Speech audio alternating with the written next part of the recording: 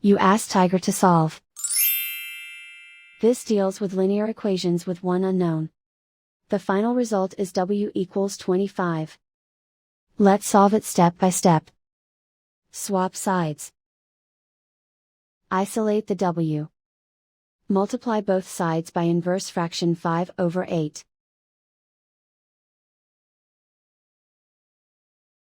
Group like terms. Multiply the coefficients. Simplify the fraction. Multiply the fractions. Simplify the arithmetic.